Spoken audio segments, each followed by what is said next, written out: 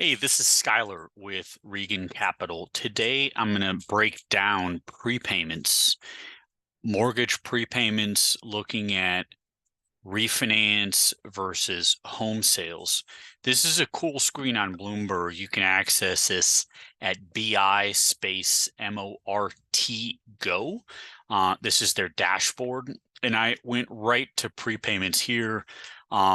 Prepayments come out monthly, usually about the 5th business day of the month, and it records June prepayment is actually May, what happened in May or what happened in June.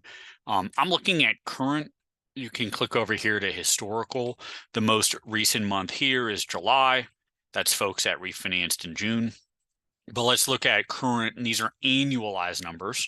And you're talking about a $10 trillion market, which is agency, Ginnie, Fannie, Freddie, mortgages, mortgage-backed securities, and what their prepayment rate is. And these are all expressed in annualized percentage numbers. So when you see here, 2.0 mortgages that were issued in 2022, that's 2% coupon, 2021, 2020, that's a 12-month annualized number of only 3 to 4%, which is abysmally low. Okay. But if you go down here to some newer issue paper, 6.5, 6s, 5.5. Those are the most recently issued securities. And you're looking at, 10%, 8%, 7%, still very, very, very low numbers. Okay. Let's look at historical. This gives us month by month, and I could type in here 36 months to give you an idea of what's happened in the past. And I want to focus on 2.5s, which is one of the biggest outstanding issuances. And we can look at that if we go to current and we look at outstanding amount, and we're going to get to that in a second. And you can also access that at FNCL Mortgage Go. And you're looking at outstanding. You have about 1.4 trillion of 2s, 1.1 trillion of 2.5s. And you have that number here. These are just broken down by year. But what's really interesting is the amount held by the Fed. You can see Fannie 2s issued in 2021, over 50% of those bonds the Fed actually owns. That's an insane number. So I'm going to go back here and look at historical prepayment numbers, and I'm going to type in 36 months. And this is UMBS, which is Fannie and Freddie combined. We also have Ginnie over here. So 2.5s currently printing at 5, slightly higher than what we saw over the winter months, which was about 3. Okay, but you can go all the way back to here, which, and I'm looking at obviously 2022 and 2021 weren't available back here. So if you look at 2020 and 2019, these bonds were printing at an annualized prepayment rate of upwards of about 30.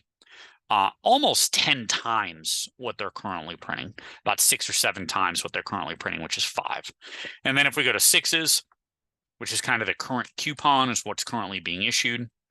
Out of the gate, even, they were only printing 10 to 15, but that's when interest rates started rising, which was 2022.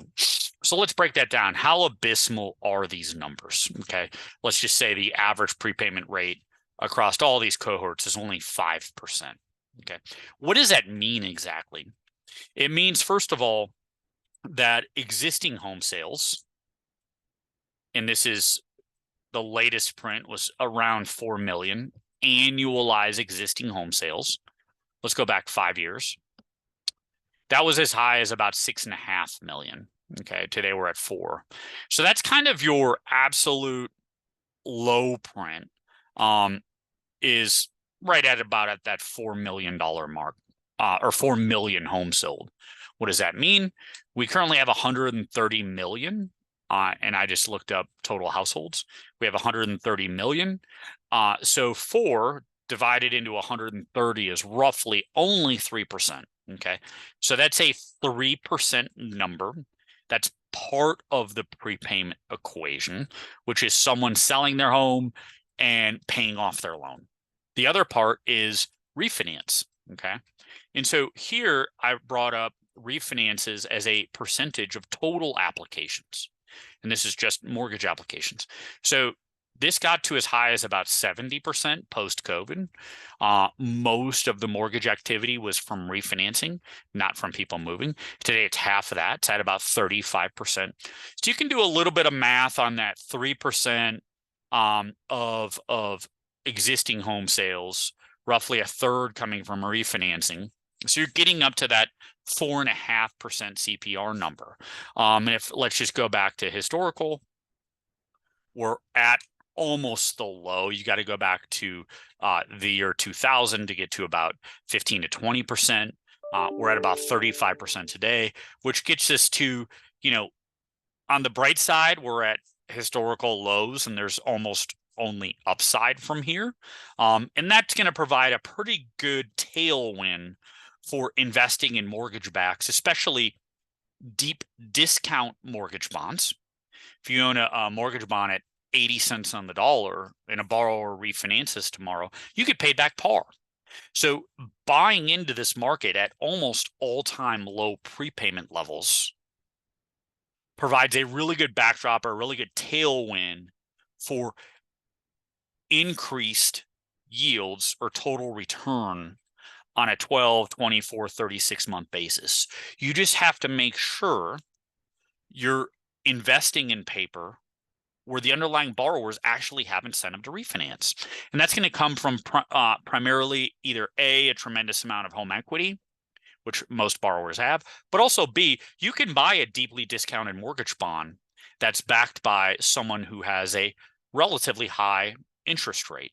About 20% of outstanding mortgages out there have over 5% coupons. The borrower's paying over a 5% coupon.